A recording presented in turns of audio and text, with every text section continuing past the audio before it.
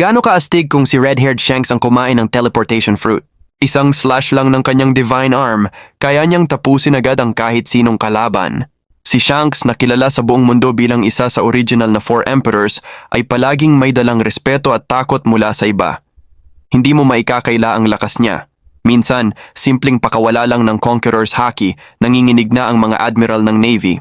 Isang slash ng kanyang divine arm, kaya niyang pumatay ng bounty na 30 billion. Ngayon, imagine kung may devil fruit powers pa siya, tiyak mas magiging OP siya.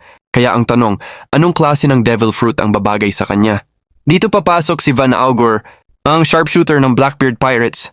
Kilala siya bilang Van the Yellow sa mga fans, at may tatlong dahilan kung bakit malakas siya. Una, siya ang pinakamalakas na sniper ng grupo.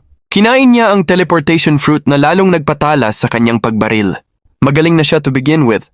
Sa laban nila ni Cracker, isang bala lang ang kailangan para matalo ang isang biscuit soldier.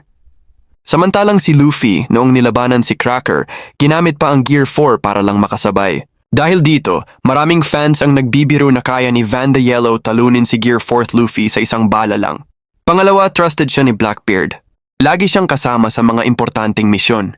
At kapag kasama niya si Jesus Burgess, sinasabi ng fans na hindi dahil sa teamwork, kundi dahil bantay siya ni Burgess.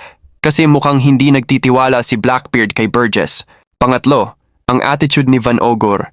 Laging kalmado, walang pakialam, at mukhang hindi natitinag kahit sino pa ang kaharap. Kahit si Saint Saturn na isang Gorosei, hindi siya natakot. Sa isang eksena, gamit ang teleportation, lumapit siya kay Saint Saturn para lang kumuha ng info. Yung expression niya, parang walang pakialam, nagbigay ng impression na malupit talaga siya. Dahil dito, may mga tumatawag sa kanya bilang Van the Emperor dahil sa teleportation fruit. Maganda talaga ang teleportation ability, pero sayang kasi hindi ito masyadong na-maximize ni Van Augur. Nung hinarap niya si Beppo na naka-Moon Lion form, kahit ginamit niya ang teleportation, natalo pa rin siya. Kulang kasi siya sa advanced armament haki.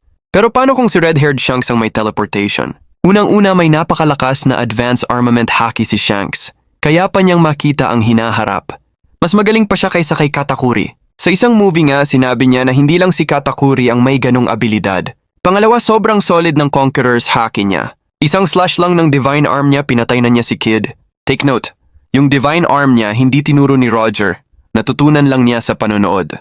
Kaya kung pagsamahin mo ang Advanced Haki, Conqueror's Haki, at Teleportation, boom! Isang slash lang, paniguradong tapos ang kalaban.